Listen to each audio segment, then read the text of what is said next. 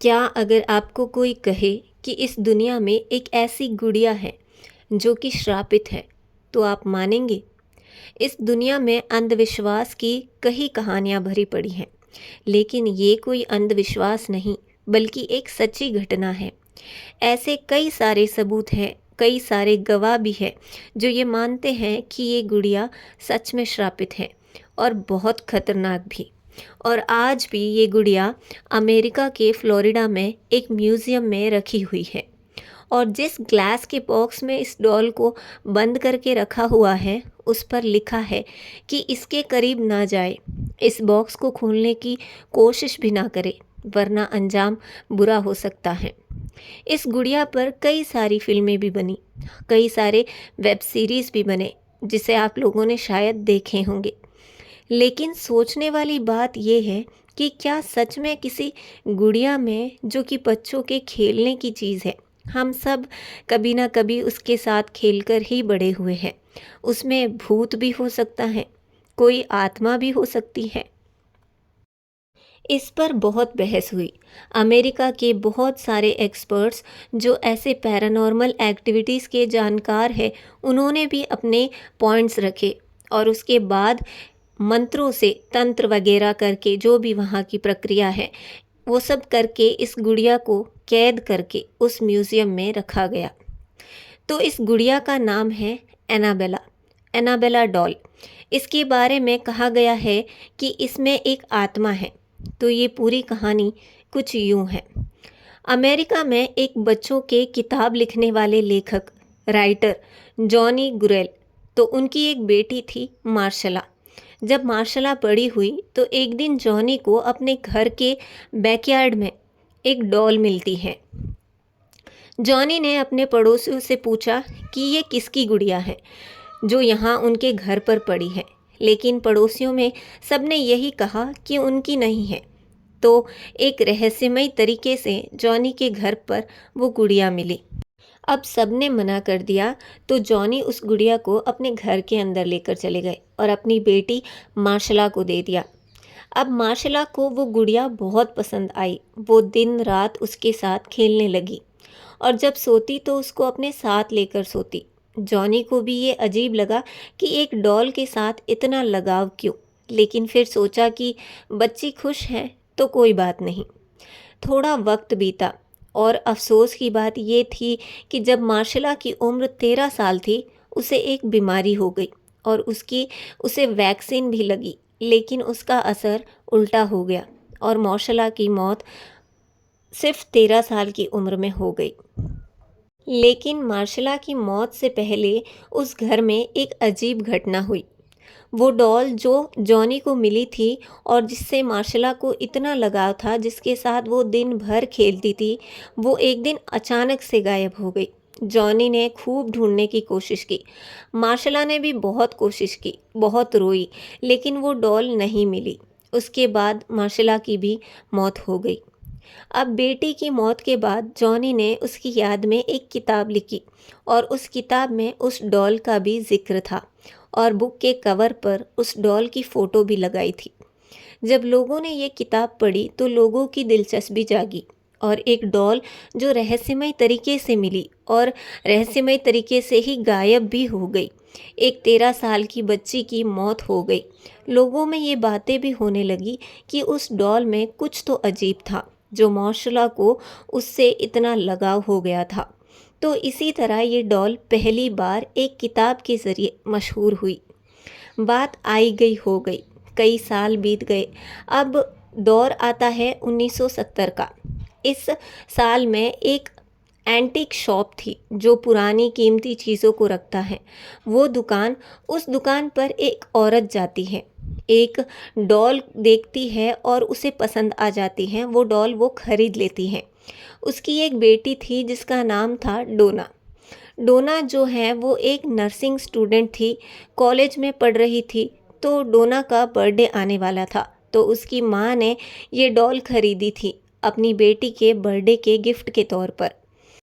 अब बर्थडे के दिन वो गुड़िया डोना को उसकी माँ ने दे दी। डोना भी गुड़िया देखकर बहुत खुश हो जाती हैं और वो उसके साथ अपने हॉस्टल ले जाती हैं और अपने रूम में रखती है। उस रूम में डोना और उसके साथ दो और लड़कियां भी रहती थी।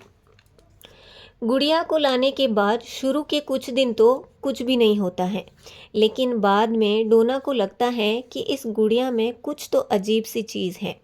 उसे ऐसा लगता था जैसे गुड़िया चल रही है, बोल रही है, उसको देख रही है, अपनी जगह से मूव भी कर रही है। फिर उसको लगता था कि शायद कोई वहम होगा, लेकिन नहीं, वो वहम नहीं था, क्योंकि जब भी हॉस्टल से कॉलेज जाती थी डोना, तो वो जिस जगह पर गुड़िया को रख कर जाती थी, जब वापस आती तो वो कहीं और ही मिलती। वो टेबल पर रखती तो वो कुर्सी पर मिलती, कुर्सी पर रखती तो वो बेड पर मिलती, और जब वो बेड पर रख कर जाती तो उस ज़मीन पर मिलती। ये बात उसे बड़ी अजीब लगी, तो उसने अपने दोस्तों को बताया। दोस्तों में एक थी लू, जिसका नाम लू था। उसे ये डॉल शुरू से ही अजीब लगती थी और वो उसे देखकर बहुत डरती थी। तो उसने डोना से कहा कि इसमें कुछ तो अजीब है, तुम इसे फेंक दो या फिर किसी और को दे दो, लेकिन इसे यहाँ से हटा दो। डोना को पता नहीं क्यों उसकी तमाम हरकतों के बावजूद वो गुड़िया पसंद थी, इसलिए वो उसको अपने साथ ही रखती थी। लेकिन अभी तक तो सिर्फ यही था कि वो गुड़िया अपनी जगह से हट जाती थी। अब एक डॉल कैसे चल सकती है, कैसे देख सकती है, कैसे दूसरी जगह पर जा सकती है? कई बार लगा कि ये वहम है, लेकिन फिर एक लास्ट बार कंफर्म करने के लिए डोना जब कॉलेज गई तो गुड़िया को रूम में लॉक करके ताला लगाकर वहाँ से जाती हैं। लेकिन जब वो लौटती है तो वो उस कमरे के बाहर डॉल को देखती हैं। अब डोना को पहली बार डर लगा, लेकिन फिर भी वो गुड़िया को अपने कमरे में लेकर चली गई। कुछ दिन बीते और एक दिन जब डोना कॉलेज के रूम में आई तो उसने देखा कि चमड़े के कागज़ पर कुछ लिखा हुआ है, और उसने देखा तो उस पर लिखा हुआ था हेल्प मी। अब सबसे पहली बात कि जिस रूम में डोना रह रही थी, उस हॉस्टल में और पूरे कॉलेज में चमड़े का पेपर कोई यूज़ नहीं करता था। तो वह पेपर आया कहाँ से? डोना को कुछ समझ नहीं आया और वो थोड़ी और डरने लगी। डोना इन सबको समझ पाती, इससे पहले एक और अजीब चीज़ हुई। एक दिन वो कॉलेज से लौटी तो उसने देखा कि उस डॉल के सीने और कपड़ों पर कुछ खून के धब्बे हैं। पहले उसे लगा कि कोई पेंट होगा, लेकिन वो नर्सिंग की स्टूडेंट थी, तो वो समझ गई कि वो खून ही है। अब उस कमरे में कोई नहीं और बाकी कहीं पर भी खून के कोई निशान नहीं थे। अब डोना को सच में यकीन हो गया कि इस डॉल में कोई ना कोई बुरी आत्मा है।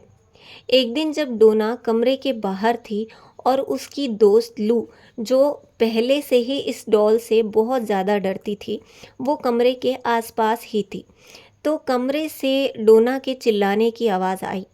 लू भागकर कमरे में गई तो देखा कि डोना तो वहाँ पर नहीं है, लेकिन वो डॉल है।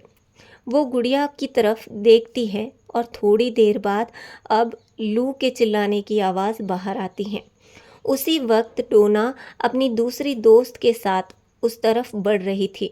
वो भागकर आती है तो देखती है कि लू जख्मी हालत में उसके कमरे में पड़ी हुई थी। उसके जिस्म पर 7 चोट के अलग अलग निशान थे और उस कमरे में कोई भी और मौजूद नहीं था। लू को हॉस्पिटल ले जाया जाता है, लेकिन हैरतअंगेज तरीके से लू के ज़ख्म सिर्फ 2 दिनों के अंदर ही ठीक हो जाते हैं, लेकिन उसके दिमाग पर बहुत बुरा असर पड़ता है और वो डोना को बताती है कि उस पर हमला इसी गुड़िया ने किया था। अब डोना वहीं पर करीब में एक चर्च था, वहाँ जाती है और फादर से वो बात करती हैं कि ऐसी ऐसी चीज़ें हैं और वो गुड़िया अब हमला भी कर रही है और मेरे दोस्त कह रहे हैं कि उसमें कोई आत्मा है। फादर जो है वो एक ऐसे इंसान के पास जाते हैं जो भूत प्रेत सब पकड़ने का काम करते हैं, उसके पास जाते हैं और उसको ये सब बताते हैं। तो वो कहता है कि ये हमारे बस की नहीं है, इसको कोई एक्सपर्ट्स ही पकड़ सकते हैं।